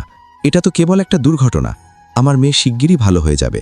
আমি আপনাকে প্রতিশ্রুতি দিচ্ছি, দহেজে আমি আপনাকে এত সোনা দেব যে আপনার হাতি পর্যন্ত তুলতে পারবে না। আপনি সম্পর্ক ভাঙবেন না, এটা আমার সম্মানের প্রশ্ন। বিক্রম সিং ঘৃণা ভরে তার পা সরিয়ে নিলেন। তিনি চরণ দাসকে এক প্রকার পোকামাকড়ের মতো দেখে বললেন, সম্মান? তুমির মতো লোকেরা টাকা দিয়ে নাম বদলায়, তাদের সম্মান হয় না। আর সোনার কথা বলছো? আমাদের কাছে তোমার মতো 10টা জমিদারকে কিনে ফেলার ক্ষমতা আছে। আমরা অভিশপ্ত বধূ চাই না। তারপর বিক্রম সিং এবং তার বাবা তাদের সৈন্যদের নিয়ে সেখান থেকে চলে গেলেন। বিয়ে উপলক্ষে আসা বরের কাফেলা নিরাশ হয়ে ফিরতে লাগল। সাজানো মণ্ডপে এক নিস্তব্ধতা নেমে এলো। অতিথিরা একে একে বিদায় নিতে লাগলেন। যারা কাল পর্যন্ত চরণ দাসের জয়ধ্বনি করছিল, তারা আজ চুপি চুপি বলছিল, অবশ্যই এর কোনো পাপ হয়েছে, তাই আজ ঈশ্বরের ক্রোধ পড়েছে। রাত গভীর হয়ে এলো। ঝড় বৃষ্টির সমস্ত তাণ্ডব থেমে গেল। তবে চরণ দাসের জীবনে ঝড় এখনও শেষ হয়নি। গুড়িয়া জ্ঞান ফিরে পেয়েছিল, তবে সে খুব দুর্বল ছিল। মায়ের কোলে মাথা রেখে সে কাঁদছিল। তার বিয়ে ভাঙার দুঃখ একদিকে, কিন্তু তার বাবা যেভাবে অপমানিত হয়েছেন সেই দুঃখ আর একদিকে। চরণ দাস নিজের ঘরে একা বসে মদ খাচ্ছিল। তার চোখে যেন অশ্রু নয়, রক্ত নেমে এসেছিল। তার নিজের ভুলের কোনো উপলব্ধি ছিল না, বরং সে ভিখারি এবং নিজের স্ত্রীর ওপর রেগেছিল। সে গোড়া গলায় বলছিল, এই সব অশুভ বৃদ্ধা ওই সিয়া দুলারির কান্নার ফল, আর সেই ভিখারি নিশ্চয়ই কোনো জাদুটোনা করেছে। না হলে আমার গোডাউনে আগুন কেন লেগে যেত, আমার গরুগুলো কেন পালিয়ে যেত। এতক্ষণে তার মুনিম অর্থাৎ হিসাবরক্ষক কাঁদতে কাঁদতে এসে দাঁড়াল। তার কাপড় পোড়া ছিল এবং মুখে কালো ছোপ পড়েছিল। মুনিম কাঁপতে কাঁপতে বলল, মালিক, সব শেষ হয়ে গেছে। গোডাউনে রাখা সব শস্য পুড়ে গিয়ে ছাই হয়ে গেছে।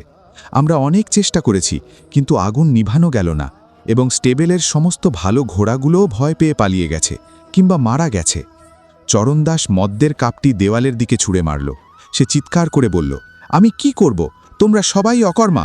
যাও, খাজানা থেকে টাকা নিয়ে আসো, নতুন শস্য কিনে আনো, নতুন ঘোড়া কিনো। আমার কাছে টাকার কোনো কমতি নেই। মুনিম মাথা নত করে চলে গেল। চরণদাস ভাবল, তাকে নিজে গিয়ে তার গোপন খাজানা দেখতে হবে। তার বিশ্বাস ছিল তার সেই পাত্রটির ওপর, যা সে মাটির নিচে পুঁতেছিল, আর তা থেকে তার সম্পদ কখনো শেষ হতো না। সে আছড়ে পড়ে সেই গোপন কক্ষে গেল, যেখানে সে পাত্রটি লুকিয়ে রেখেছিল। শীতল হাতে সে তালা খুলল। ভিতরে অন্ধকার ছিল। সে একটি মশাল জ্বালালো। তারপর দেখল পাত্রটি তার জায়গাতেই ছিল। চরণদাসের প্রাণে প্রাণ ফিরে এলো। সে ভাবল, যতক্ষণ পর্যন্ত এই পাত্র আমার কাছে আছে, ততক্ষণ আমি পুরো পৃথিবীকে কিনে ফেলতে পারব। বিক্রম সিং কী জিনিস? আমি আমার মেয়ের বিয়ে সমৃদ্ধ কোনো রাজার সাথে করাবো। সে পাত্রটির কাপড় সরিয়ে দিল এবং হাত ঢুকিয়ে দিল। কিন্তু যেমনই সে মুদ্রাগুলো একত্র করে বার করতে গেল, তার গলা থেকে এক ভীতিকর চিৎকার বেরিয়ে গেল। তার হাতে সোনালি মুদ্রা ছিল না, তার হাতে ছিল কেবল কালো কয়লার টুকরো। চরণদাসের চোখ বড় বড় হয়ে গেল। পাগলের মতো সে পাত্রটি উল্টে দিল। পাত্র থেকে প্রচুর রত্ন, পাথর আর সোনালি মুদ্রা পড়ার বদলে শুধু কালো ছাই আর কয়লার টুকরো মাটিতে পড়ল। না না, এটা হতে পারে না। চরণদাস কাঁদতে কাঁদতে চিৎকার করতে লাগল। সে সেই কয়লাগুলো নিজের বুকের সঙ্গে চেপে ধরে কান্না করতে লাগল। আমার সোনা, আমার খাজানা, এটা কিভাবে হতে পারে? সে ভাবছিল, এটা নিশ্চয়ই কোনো স্বপ্ন। তার চিৎকার শুনে সিয়া দুলারি দৌড়ে এসে পৌঁছালো।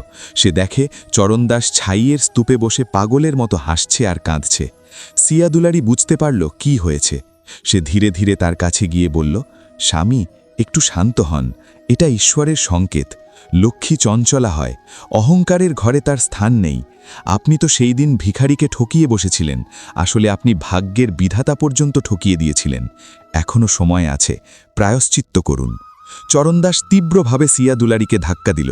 সিয়া দুলারি দেওয়ালের সঙ্গে আছড়ে পড়ল। চরণদাসের চোখে তখন পাগলামি উঠে এসেছিল। সে চিৎকার করে বলল, চুপ করো, অভিশপ্ত নারী, সব কিছু তোমার জন্য হয়েছে। তুমি তো সেই দিন ওই বুড়ি ভিখারিকে জল দিয়েছিলে। তুমি নিশ্চয়ই কোনো কারো জাদু করেছ, যাতে আমার সমস্ত ধন হারিয়ে যায়। তুমি তো আমার সমৃদ্ধি দেখে রেগে গিয়েছিলে। সিয়া দুলারির শরীরে আঘাত লেগেছিল, তবে তার সবচেয়ে বড় দুঃখ ছিল তার স্বামীর মানসিক অবস্থা। সে হাত জোড়া করে বলল, স্বামী, আমি তো আপনার অর্ধাঙ্গিনী। আমি আপনার ক্ষতি কেন চাইব? ধন চলে গেছে তো গেছে, আমরা আবার নতুন করে শুরু করব। আমাদের হাতে পা আছে, আমাদের মেয়ে আছে। চলুন আমরা আবার কৃষিকাজ শুরু করি। ঈশ্বর গণেশ আমাদের ক্ষমা করবেন। চরণদাস তাচ্ছিল্যের সঙ্গে বলল, আমি রাজা চরণ সিং। আমি কৃষিকাজ কখনো করব না। আমার এখনও অনেক কিছু আছে। এই মহল আছে, জমি আছে, আমি সব বিক্রি করে দেব, কিন্তু কৃষিকাজ করব না। আমি আবার ব্যবসা শুরু করব, আর দেখো, সেই বিক্রম সিংয়ের রাজ্য আমি কিনে নেব। চরণদাসের পতন শুরু হয়ে গেছে, তবে তার অহংকার এখনও আকাশ ছোঁয়া ছিল। সে মনে করেছিল নিজের বুদ্ধি দিয়ে সব কিছু ঠিক করে ফেলতে পারবে। তাকে এটা বোঝার কথা ছিল না যে যখন পতনের সময় আসে, তখন মানুষের অন্ধ অহংকার সঠিক পরামর্শকেও শত্রুর মতো মনে হয়। পরবর্তী কয়েকদিনে শিবপুরে অদ্ভুত সব ঘটনা ঘটতে থাকে। চরণদাস তার হারানো সম্পদ ফিরে পেতে সাধারণ মানুষকে আরও বেশি শোষণ করতে শুরু করে। সে কৃষকদের কাছ থেকে দ্বিগুণ হারে কর আদায় করতে লাগল। তার ধারণা ছিল মানুষের ঘাড়ে বোঝা চাপিয়ে দিয়ে সে আবার তার খাজানা ভর্তি করতে পারবে। গ্রামের লোকেরা তার অত্যাচারে কষ্ট পেতে লাগল। যেই চরণদাস একসময় তাদের রক্ষক ছিল, আজ সে পরিণত হয়েছে এক রূঢ় যমরাজে। একদিন গ্রামের প্রবীণদের একটি দল চরণদাসের প্রাসাদে এসে কেঁদে চেঁচিয়ে তার কাছে সাহায্য চাইতে আসে। তাদের মধ্যে ছিল সেই পুরানো বন্ধু দীনা, যার সাথে চরণদাস সম্পর্ক ছিন্ন করে দিয়েছিল। দীনা সামনে এসে বলল, মালিক, আমাদের গ্রামে অনাবৃষ্টি চলছে, ফসল পুড়ে গেছে, আমরা কিভাবে দ্বিগুণ কর দেব? আমাদের বাচ্চাদের খাওয়ার কিছু নেই, অনুগ্রহ করে সহানুভূতি দেখান। চরণদাস তার সিংহাসনে বসে হুক্কা টানছিল। দীনার দিকে তাকিয়ে তার পুরানো অপমান মনে পড়ে গেল। সে ভাবল, এটাই সেই লোক যে আমাকে মেলার দিনে অপমানিত করিয়েছিল। চরণদাস নির্মমভাবে বলল, যদি কর দিতে না পারো তবে তোমাদের জমি আমার নামে লিখে দাও, আর যদি জমি না থাকে তাহলে বাড়ি বাড়ি বিক্রি করে দাও। আমাকে আমার টাকা চাই। আগামীকাল সন্ধ্যার মধ্যে যদি কর না আসে তবে আমি পুরো গ্রামে আগুন লাগিয়ে দেব। বৃদ্ধরা অনেক চেষ্টা তদবির করল, কিন্তু চরণদাসের মন ছিল পাথরের মতো। সে তার সৈন্যদের দিয়ে ধাক্কা মেরে বের করে দিল। দীনা চলে যাওয়ার সময় পেছনে ফিরে তাকিয়ে বলল, চরণদাস, তুমি আবার গরিবদের অভিশাপ নিলে। মনে রেখো, গরিবের অভিশাপ লোহার মতো শক্তকে পুড়িয়ে ছাই করে দেয়। তুমি আগুন লাগানোর কথা বলছো, কিন্তু দেখো, এই আগুনই তোমার নিজের বাড়ি পুড়িয়ে ছাই করে দেবে। চরণদাস হেসে বলল, চলো চলো, অনেক দেখেছি তোমাদের মতো ভবিষ্যৎ বক্তাদের। কিন্তু চরণদাস জানত না দীনার কথা যে এতটা সত্যি হতে চলেছে। সেই রাতেই গুড়িয়ার শরীর খারাপ হয়ে যায় এবং তার অবস্থা আশঙ্কাজনক হয়ে ওঠে। গুড়িয়া ভয়ানক জ্বরে আক্রান্ত হয়ে পড়েছিল। সে বকবক করতে লাগল। আয়ুর্বেদী ডাক্তারেরা, হাকিমরা সবাই এলেন, কিন্তু কোনো চিকিৎসা তেমন কাজ করছিল না। ডাক্তার তার নাড়ি দেখে চরণদাসকে বললেন, মহারাজ, এটা সাধারণ রোগ নয়, আপনার মেয়ের জীবন সংকটাপন্ন। মনে হচ্ছে তার বেঁচে থাকার ইচ্ছা শেষ হয়ে গেছে, এখন শুধু ঈশ্বরই তাকে বাঁচাতে পারেন। চরণদাস চরমভাবে ভেঙে পড়ল। টাকা, সোনা, রূপা সবকিছু কোনো কাজে আসলো না। তার একমাত্র মেয়ে মৃত্যুর সাথে লড়ছে তার সামনে। সিয়া দুলারি মন্দিরে গিয়ে মাথা ঠুকছিল, কিন্তু চরণদাস মন্দিরে গেল না। তার এখনও মনে হচ্ছিল যে টাকা দিয়ে বড় ডাক্তারদের ডেকে এনে সব ঠিক করে নেবে। শহর থেকে বড় বড় চিকিৎসক আনল, তেল তরলের হিসেবে টাকা ঢালল, যা কিছু বাকি ছিল। জমি বন্ধক রাখতে শুরু করল যাতে চিকিৎসার খরচ চালাতে পারে। কিন্তু গুড়িয়ার অবস্থা কেবল খারাপ হচ্ছিল। এক রাতে গুড়িয়া চোখ খুলল। ঘরে চরণদাস আর সিয়া দুলারি বসেছিলেন। গুড়িয়া খুবই আস্তে করে তার বাবা চরণদাসকে ডাকল। বাপু, খুব মৃদু আওয়াজে বলল সে। চরণদাস দ্রুত তার কাছে গেল। হ্যাঁ মা, আমি এখানে আছি, তুমি ঠিক হয়ে যাবে, আমি শহর থেকে ওষুধ এনেছি। গুড়িয়া আস্তে মাথা নেড়ে দিল। তার কাঁপানো হাতে চরণদাসের হাত ধরল। তার হাত ছিল বরফের মতো ঠান্ডা। বাপু, আমি ওষুধ চাই না, সে কষ্ট করে বলল। আমি আমার পুরানো বাপুকে চাই, যে আমাকে কাঁধে করে ঘোরাতো, যে আমাদের জন্য কাঁদত। সে রাজা চরণ সিং নয়, আমি আমার গরিব কৃষক চরণদাসকে চাই। আপনি কি আবার সেই পুরানো গরিব চরণদাস হতে পারবেন? চরণদাসের চোখে জল চলে এলো। সে কোনো কথা বলতে পারল না। গুড়িয়া এক গভীর শ্বাস নিয়ে বলল, বাপু, অহংকার ত্যাগ করো, মাকে কখনো কষ্ট দিও না। আর কথা শেষ হওয়ার আগেই গুড়িয়ার মাথা একপাশে হেলে পড়ল। তার শ্বাস বন্ধ হয়ে গেল। যে হাত চরণদাস ধরে রেখেছিল সেটি নিথর হয়ে গেল। মহলে হুলস্থুল পড়ে গেল। সিয়া দুলারির চিৎকার আকাশ পাথর করে দিল। চরণদাস সেদিন এক পাথরের মূর্তির মতো বসে রইল। তার মেয়ে, যার জন্য সে সব কিছু করেছিল, যাকে সে সারা জীবন সুখী করার চেষ্টা করেছিল, সেই মেয়ে চলে গেল। আজ সে চলে গিয়েছিল। গুড়িয়ার মৃত্যু চরণদাসের শেষ বেঁচে থাকা পৃথিবীটাকেও ধ্বংস করে দিয়েছিল। মহলের সেই রাজকীয় কক্ষে, যেখানে একসময় সুখের গান গাওয়া হতো, আজ সেখানে এক গভীর নীরবতা বিরাজ করছিল। চরণদাস তার মেয়ে গুড়িয়ার মৃতদেহের পাশে দাঁড়িয়েছিল। সে যেন পাথরের মতো স্তব্ধ হয়ে গিয়েছিল। তার চোখের জল শুকিয়ে গেছে। সিয়া দুলারি, যে তার মেয়ের ছাড়া এক মুহূর্তও থাকতে পারত না, এই শোক সহ্য করতে পারল না। সে গুড়িয়ার ঠান্ডা হয়ে যাওয়া কপালে একটি চুমু খেল এবং গভীর শ্বাস নিয়ে বলল, সোনামা, তুই একা যাবি না, আমিও আসছি। আর এই বলেই সিয়া দুলারি তার মেয়ের মৃতদেহের পাশে নিজের প্রাণ ত্যাগ করল। তার হৃদয় ভেঙে গিয়েছিল। একই রাতেই চরণদাস তার সব কিছু হারালো। তার ধনসম্পদ আগেই কয়লার মতো হয়ে গিয়েছিল, আর এখন তার পরিবারও তাকে ছেড়ে চলে গেল। পরের দিন যখন শ্মশানঘাটে একসাথে দুটি চিতায় আগুন দেওয়া হলো তখন পুরো শিবপুর গ্রামের লোকেরা সেখানে উপস্থিত ছিল। তবে তাদের চোখে চরণদাসের জন্য সহানুভূতি কম, বরং তার কৃতকর্মের ভয় ছিল বেশি। চরণদাস কাঁপতে কাঁপতে তার স্ত্রী এবং মেয়ের দেহে আগুন দিল। আগুনের সাথে তার অহংকারও পুড়ে ছাই হয়ে যাচ্ছিল। শেষকৃত্য সম্পন্ন হওয়ার সঙ্গে সঙ্গেই গ্রামের সওদাগর ও রাজা তার সৈন্যদের নিয়ে সেখানে উপস্থিত হলেন। তারা চরণদাসকে চারদিক থেকে ঘিরে ধরল। এক কর্মকর্তা বলল, সিয়া সিং, তুমি রাজাকে প্রতারিত করেছ। যে সোনা দেওয়ার প্রতিশ্রুতি দিয়েছিলে তা ছিল মিথ্যে। তোমার খাজানায় শুধু কয়লা পাওয়া গেছে। রাজা নির্দেশ দিয়েছেন তোমার সমস্ত সম্পত্তি, এই মহল, এই জমি সব কিছু বাজেয়াপ্ত করা হবে। তুমি কি এখনই এই গ্রাম ছেড়ে চলে যেতে হবে? যদি না যায় তবে তোমাকে জেলে পাঠানো হবে। চরণদাস কোনো প্রতিরোধ করল না। সে জানত এটিই তার পাপের ফল। যেই মহলকে তৈরি করতে সে গরিবদের রক্ত চুষেছিল, আজ তাকে সেই মহল থেকেই ধাক্কা দিয়ে বের করে দেওয়া হয়েছে। সন্ধ্যা নামে। চরণদাস সেই ছেঁড়া ধুতি পরিহিত অবস্থায় রাস্তায় দাঁড়িয়েছিল, যেটি সে অনেক বছর আগে পড়েছিল। তার শরীরে কোনো অলংকার ছিল না, রেশমি কাপড় ছিল না, তার কাছে বাড়ি ছিল না, খাবার ছিল না, এবং তার পাশে সান্ত্বনা দেওয়ার মতো কেউ ছিল না।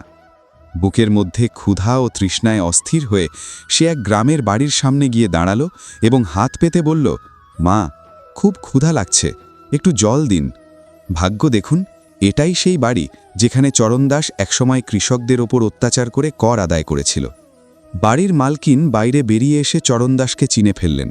তার হাতে ছিল একটি জল ভর্তি গ্লাস। চরণদাস ভাবল এবার হয়তো তাকে জল দেওয়া হবে, কিন্তু সেই মহিলাটি সেই জল মাটিতে ফেলে দিয়ে বলল, মনে পড়ছে চরণদাস, যখন আমার সন্তানরা ক্ষুধায় কাঁদছিল তখন তুমি আমাদের কষ্টের প্রতি কোনো সহানুভূতি দেখাওনি। আজ তোমাকে জল দেওয়া পাপ হবে, চলে যাও এখান থেকে। চরণদাস মাথা নত করে সেখান থেকে চলে গেল। পুরো গ্রাম জুড়ে তাকে কেউ এক টুকরো রুটি পর্যন্ত দেয়নি। প্রতিটি দরজা তার জন্য বন্ধ হয়ে গিয়েছিল। আজ সে বুঝতে পারছিল তার কৃতকর্মের ফল। হাঁটতে হাঁটতে তার পা যেন নিজে থেকেই পুরানো পথের দিকে চলে গেল, সেই পথ যেটি বন্ধ করার নির্দেশ সে দিয়েছিল। সে হোঁচট খেতে খেতে সেই পুরানো বটগাছের নিচে পৌঁছল। সেখানে ছিল সেই পুরানো গণেশ মন্দির। মন্দিরের অবস্থা আরও খারাপ হয়ে গিয়েছিল, কারণ চরণদাস তার দেখভাল বন্ধ করে দিয়েছিল। কিন্তু মন্দিরের ভিতরে একটি প্রদীপ অন্যমনস্কভাবে জ্বলছিল।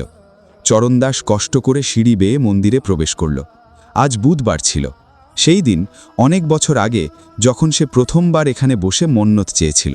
সে গণেশের মূর্তির সামনে গিয়ে মাথা নত করে ফুপিয়ে কাঁদতে শুরু করল।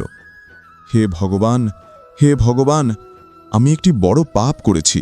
সে চিৎকার করে বলল, তুমি আমাকে মাটির কাছ থেকে আকাশে তুলেছিলে, কিন্তু আমার অহংকার আমাকে আবার মাটিতে নামিয়ে ফেলেছে। আমার ধন, আমার পরিবার, আমার সম্মান সব কিছু হারিয়েছি। আমাকে মৃত্যুদণ্ড দাও হে প্রভু, আমি এই বোঝা নিয়ে বাঁচতে পারবো না। এমন সময় মন্দিরের পুরোহিত, যিনি এখন অনেক বৃদ্ধ, সেখানে এসে উপস্থিত হলেন। তিনি চরণদাসের মাথায় হাত রেখে বললেন, বেটা চরণদাস, মৃত্যু চাওয়া সহজ, কিন্তু প্রায়শ্চিত্ত করা কঠিন। ভগবান গণেশ এবং মা লক্ষ্মী তোমাকে এই জীবন এক শিক্ষা হিসেবে দিয়েছেন। তুমি শুধু অর্থকেই সবকিছু ভাবতে শুরু করেছিলে, অথচ প্রকৃত ধন হল সন্তুষ্টি এবং পরোপকার। চরণদাস কান্নায় ভেঙে পড়ল। তাহলে আমি কি করব বাবা? আমার পাপের প্রায়শ্চিত্ত কিভাবে হবে? পুরোহিত উত্তর দিলেন, তুমি তোমার বাকি জীবন এ মন্দিরের সেবা করতে উৎসর্গ করো। যে মন্দিরটি তুমি নিজের চোখ থেকে সরিয়ে ফেলতে চেয়েছিলে, আজ সেই মন্দিরের ধুলো পরিষ্কার করো। আসন্ন ভক্তদের সেবা করো। নিজের গল্প সবাইকে শোনাও, যাতে ভবিষ্যতে কোনো ব্যক্তি যেন চরণদাসের মতো অহংকারে অন্ধ হয়ে নিজের সর্বনাশ না করে। চরণদাস ঠিক সেই মুহূর্তেই শপথ নিল। সে তার ধনী হওয়ার সব স্বপ্ন ত্যাগ করল। সেই দিন থেকে শিবপুরের মানুষরা একটি অদ্ভুত দৃশ্য দেখতে পেতে লাগল। এক বৃদ্ধ মানুষ, যার কোমর ঝুঁকে গিয়েছিল, প্রতিদিন সকালে সূর্য ওঠার আগে ওঠে পুরো মন্দিরের আঙিনায় ঝাড়ু দিত। তিনি কুয়ো থেকে জল তুলে মূর্তি স্নান করাতেন এবং জঙ্গল থেকে ফুল সংগ্রহ করতেন।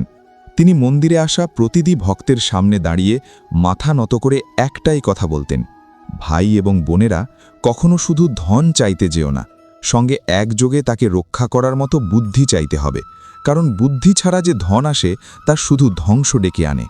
অহংকার করো না, কারণ যিনি দেন তিনি মুহূর্তেই তা কেড়ে নিতে পারেন। চরণদাস তার জীবনের বাকি সময়টা ওই মন্দিরের সিঁড়ির ধাপে কাটিয়ে দিল। আর কোনো দিনও তাকে ধন সম্পদ মিলল না। তবে বলা হয় মৃত্যুর আগে তার মুখে এক শান্তি ছিল, এমন শান্তি যা রাজা হয়ে পাওয়া যায়নি। বন্ধুরা, এই গল্প থেকে আমাদের একটি শিক্ষা নেওয়া উচিত। ধন সম্পদ অর্জনের পর মানুষকে কখনো নিজের শিকড় আর মানবিকতা ভুলে যাওয়া উচিত নয়। ভগবান গণেশ বুদ্ধির দাতা আর মা লক্ষ্মী ধনের। যদি আমরা গণেশকে ভুলে গিয়ে শুধু লক্ষ্মীর পেছনে ছুটতে থাকি, তবে সেই ধন আমাদের জন্য ধ্বংসের কারণ হয়ে দাঁড়াবে। বুধবারে গণেশের পূজা এবং গরিবদের দান করলে ঘরে শুভতা আসে, কিন্তু অহংকার করলে সেই শুভতা দুর্ভাগ্যে পরিণত হয়। বলুন, বিঘ্নহর্তা গণেশ ভগবান কি জয়, মা লক্ষ্মী কি জয়। এবার আমরা মা লক্ষ্মী এবং গণেশের পূর্ণ আরতি শুনব। তো আপনি এই আরতিটা মন দিয়ে শুনুন। জয় জয় লক্ষ্মী মা, কমল আসনে শোভিত মা, করুণা বর্ষাও আমাদের ওপর, সুখ সমৃদ্ধি দাও মা, সুখ সমৃদ্ধি দাও মা। ওম জয় লক্ষ্মী মা, জয় জয় লক্ষ্মী মা। ধন বৈভবের তুমি দাতা, ধন বৈভবের তুমি দাতা, বিঘ্ন সব দূর করা, জয় জয় লক্ষ্মী মা। ঘর ঘর দীপ জ্বালাও মা, কষ্ট দূর করো তুমি কালী মা, কষ্ট দূর করো তুমি কালী মা, জয় জয় লক্ষ্মী মা। জয় জয় লক্ষ্মী মা, শুভ লাভের সঙ্গে শান্তি দাও, প্রতিটি মনকে উজ্জ্বল করো, প্রতিটি মনকে উজ্জ্বল করো, যে শরণে আসে তার উদ্ধার করো, জয় জয় লক্ষ্মী মা। ভক্ত হৃদয়ে বাস করো মা, মঙ্গল গীত গাও, ভক্ত হৃদয়ে বাস করো মা, মঙ্গল গীত গাও। মা লক্ষ্মীর আরতিতে জীবন সফল করো, মা লক্ষ্মীর আরতিতে জীবন সফল করো, জয় জয় মা লক্ষ্মী মা।